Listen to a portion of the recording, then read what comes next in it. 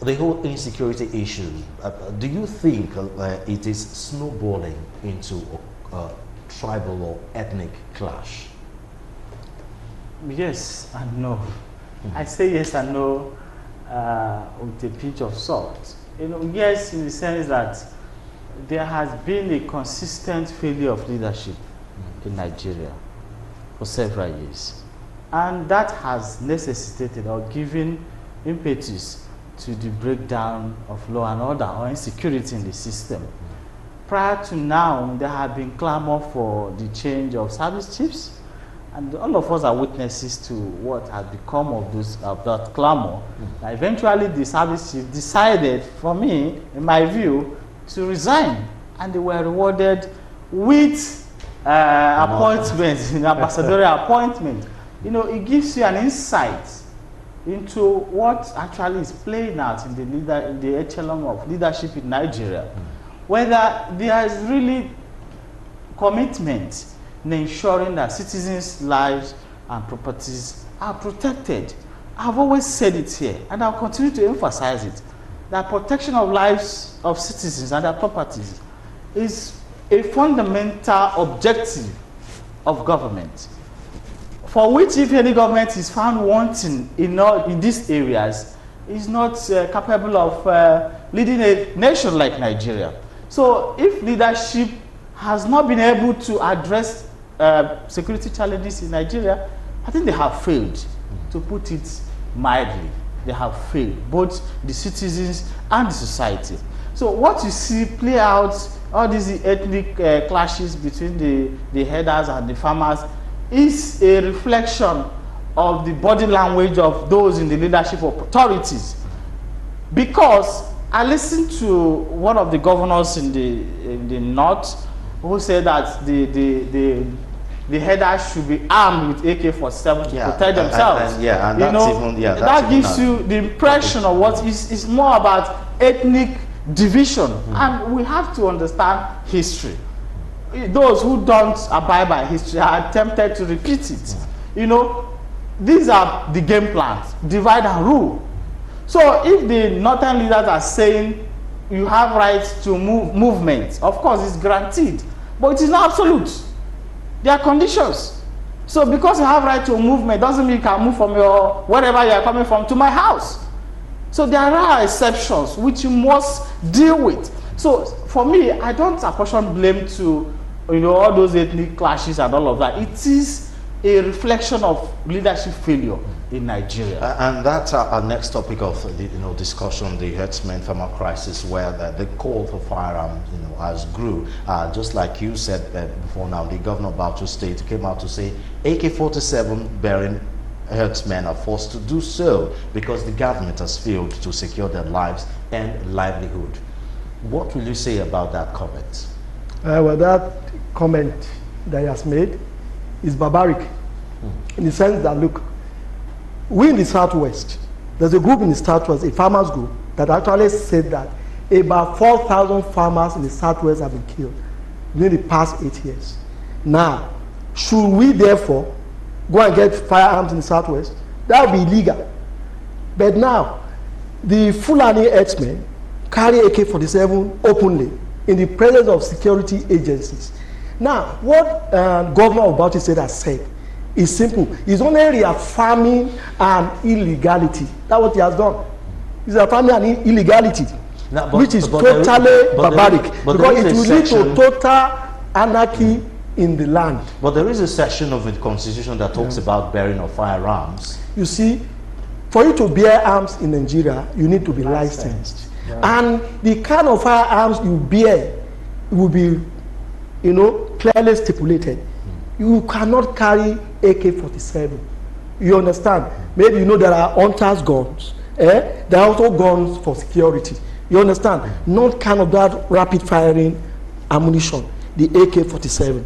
What the governor has said is illegal, is wrong, and is very, very barbaric. Now, Governor Otom has replied him. Yeah. You understand? Governor Akeredolu too has also replied him. Because what he's calling for is total anarchy. But besides that, he also made a statement that the forest of Nigeria belongs to the entire Nigerians. You see, that statement too is a very wrong statement. It's a fallacious statement that cannot be supported by law or history of Nigeria.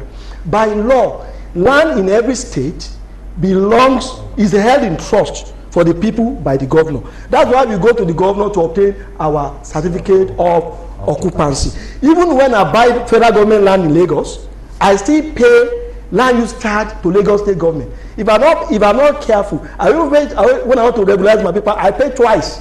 You understand? To federal government and to the state. So that governor is wrong, and it should never be encouraged in any way. Now, this is actually connected, as far as I'm concerned, to what is happening in Oyo State. There is tension in Nigeria. I'm from Ekiti. I cannot just wake up. Before, when I drive to Ekiti, I used to leave 5 a.m. I will not dare do it now. If you want to leave Ekiti or the hinterland, you are advised to leave by 4 p.m. Because these Fulani herdsmen, they are right there in the bush. And the Sultan of Sokoto has told Nigerians that for every 10 kidnappers arrested, 7 of them are what? Fulani herdsmen. You understand? So there is tension in the land. What I had expected of the president, being a Fulani man himself, is to address this nation. You understand? Tell Nigerians that I have cattle, I ranch my cattle. The other people should do the same thing. I think Governor of Kano State should be praised. He has said, let all of them return to the north, to Kano, that they will ranch their animals for them. Now, but just like intended to chicken earlier on or ask, now this is becoming more like an ethnic tension, because apart from, as you said, the governor of Kano State, every other governors in the south seem to be on the support of the herdsmen and their right right to carry arms and as you said, the forest reserve and all that. Why the governors from this other side, the other divide of Nigerians, are against it? So this is a question of legality. You see, the forest of each state in Nigeria, by law, belongs to the state. Now, you know the reason? Those forests, they are part of the wealth of those states. We know. You understand? So it's a question of law. But this is not an issue of law now. It's an issue of sentiment. No. Maybe some people have been sentimental. You understand? But the governor of Ondo State, for example, referred to the laws of Ondo State. You understand? Regarding to forest reserves. This law has its antecedent in the law of Western region. You understand? So we are talking law here. Any person who enters the forest of another state illegally is committing criminal trespass. They are trespassing and they can be arrested, tried, you understand, and sentenced to prison as the case may be. So on this side, no sentiments involved. Those people on the other side who are saying that those forests belong to the entirety of Nigerians, they are the people being sentimental. So with this kind of statement coming from a governor, a respectable person in society, a governor of Bauchi State, don't you think the call to bear arms is now justified? Because if one section of Nigerians are allowed to carry arms and there's nothing has been done about it, no legal actions, no security personnel have been arrested, don't you think the orders are justified to say, okay, I need to protect myself? Because this seems to be the major talking point now. If the federal government will not protect us, we will protect ourselves. It means to protect ourselves. Yeah, exactly. So that seems to be the consensus now. And even the governor of Bauchi State, when he was saying it, was also using that because the governments have failed to secure our lives and livelihood. Yes. You see, what is happening in Nigeria is a reflection of the body language of those who are in the helm of affairs, the presidency.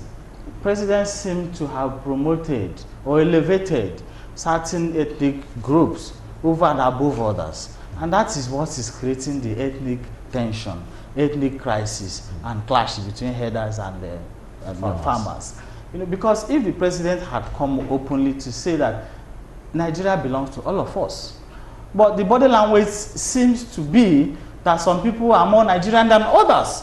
That is why you see a governor who has a responsibility to protect lives, or who is the chief security officer of a state, to canvass such an unfortunate argument that herdsmen should carry arms without licenses, like my friend said. Before you obtain such arms, you need a license by the Inspector General of Police. So what is happening, I always maintain, is the failure of leadership. Yes, every governor will try to be politically right or to defend the rights of their people. But we have to understand that Nigeria is one. And irrespective of where you belong, nobody woke up in life to say, I want to be from the north or from the south or from the east. So, it is a natural act. So, on the bearing of arms, we already know the position of Barrister Osho that it doesn't want firearms. What about you?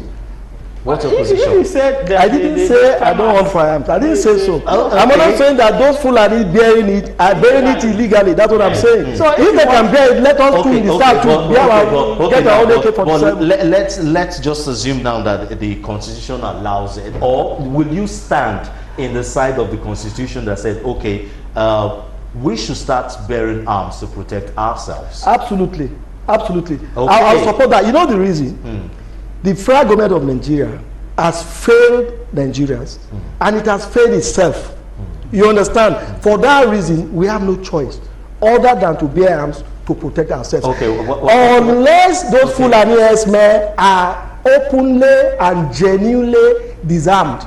Otherwise, let us bear arms. Let everybody bear their own arms. It has both negative and positive side. Okay. If you give arms to whoever, we don't want you to be politically correct here. Where do you stand? I can't stand anywhere. I stand with the law. Okay. Now, if you are giving licenses to people to carry arms, it must be holistic. Okay, and there must be laid down conditions for that. Okay, let's go to our last topic for today, where the Nigerian Bar Association. So the President Buhari over the extension of the tenure of the Inspector General of Police, Mohammed Adamu. Before I go to that, now a lot of people have said that this set of National Assembly tend to be like the most docile, applying. They are subservient. Docile National Assembly, because it's like Nigerians are the one reminding them that, guys, it is your right to do this and do that. And in the absence of that, now individual organizations and are now the one coming out now to sue. Honestly, I commend the Nigerian Bar Association. In fact, prior to the institution of the action by the NBA, there are certain lawyer in Abuja who had actually gone to court on almost the same grounds and prayers, seeking to invalidate the reappointment or extension of the IG of police. The law is clear, and that is why at the outset I said it appears Nigeria is not a democratic state. Because just last year, President Buhari assented to the bill for amendment of Police Act 2020, and Section 7, subsection 3 and 6, Section 18, subsection 8, and Section 215 of the Constitution is very clear. There is no requirement for extension, especially where you have retired. Section 215 is very clear. It's very clear that you cannot appoint someone as an IG of police, someone who has retired. The retirement is either you have attained 60 years or you have put in 35 years of service. And that is the same thing that was replicated in Section 7, subsection 3 and 6, and Section 18, subsection 8 of the Police Act. So what is the basis upon which the president extended the tenure of the IG of police? So the NBA had actually gone to court because one of the objectives of the Nigerian Bar Association is to promote rule of law.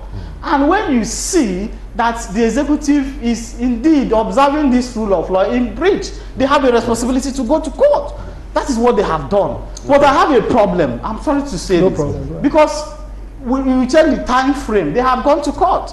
Now, the extension was to last for 3 months. Perhaps before the court comes up to give a ruling one way or the other, the man must have stayed there for 3 months. So what happens? That makes it unfortunate for everyone. That leads me to my next question. Okay, go ahead. That leads me to my next question. Because now, this administration has been accused to have a total disregard for the rule of law, on several fronts, arresting of protesters, approving appointments without, going through the National Assembly. And yet the National Assembly do or say nothing about it. They just allow the president just go away with everything. Why do you think that is? Well, the reason is quite obvious. it's dominated by members of a political party. Most often the opposition in the National Assembly used to voice out, their dissent when some of these actions are taken, but these days too, they've kept quiet. You see, the thing is that they are not living up to the responsibility to Nigerians. But sorry to cut you, but Yes. even the opposition, Yes. fine, they are the minority in the House. Yes. Nobody is even coming out That's to what- even give the majority a run Yes. for their That's money. what I'm saying. They just seem to be going along. They just look at some of these issues as minor issues. You understand? Because the democratic culture, democratic norms, they have not become a part and parcel of Nigerians. But you see, let me refer to my learned friend's comment on the suit filed by the NBA. You see, their prayer includes one, that all benefits and allowances that Mr. Adamu, retired IGP, acting as IGP of Nigeria illegally, must be returned back to the government coffers. You understand? So it is incumbent now upon the court to make a ruling in his judgment that whatever this man has earned within these 3 months should be returned back to the government because he is sitting in that position illegally. So the board, the NBA has done the right thing by going to court. So we expect the court to do the needful. Whatever this man earns now, he should not go on with it because he's there in breach of the constitution of Nigeria. And that also, bring into question the judiciary. As you said before, Yes. I mean, the executive seems to be overriding everything. The judiciary should be able to do a speedy. Yes, there is a popular view that court does not make orders in vain. I read the suit of the NBA because it's still pending. I will still have some reservations with that. Now the appointment or the whatever was to last for 3 months. I can tell you for free that the suit will last more than 3 months, and that will make nonsense of the actions in court. We don't need to be going back and forth. We don't need to institute an action. We don't need to take the executives, for them to do the proper thing. We have lawyers, we have the Attorney General of Federation who should be the principal advisor to the government to insist that proper things should be done. You have see, let me tell Nigerians, and indeed everyone who is listening to us, that it appears to be something fishy in this administration. I say this with greatest sense of respect and responsibility. If you look at the trajectory of appointment of Mohammed Buhari and the service chiefs, the head of the police, you begin to wonder whether these people are actually the ones appointing themselves. These are unspoken truths. The immediate past age, the immediate past, not IG, the service chiefs, for me, I believe they reappointed themselves at ambassadorial position, and then the IG retired, it was extended, and somebody gave excuse that it is to give the president opportunity to look at whoever that is coming. Okay. Before now, the president ought to have known that Adamu will retire on the 1st of February, 2021. Well, unfortunately, we have to cut you there. We do hope the National Assembly rise up to, its responsibility and give the executive a proper check, so that the Constitution of Nigeria would not be trampled upon continually and continually. Unfortunately, this is where we will draw the curtain for this week's edition of Democracy and the Rule of Law. Thank you so much for your time, Barrister Kingsley Chime and Barrister Ayo. Also, thank you so much for your time. So much to talk about, but unfortunately, it is an hour program. Thank you so much for listening and watching the program on Galaxy Television. Next week Sunday is another day. The program Democracy and the Rule of Law on the station, and 1 o'clock is the time. I'm Solomon Offem. Good afternoon, and stay tuned to Galaxy Television for the rest of our programs.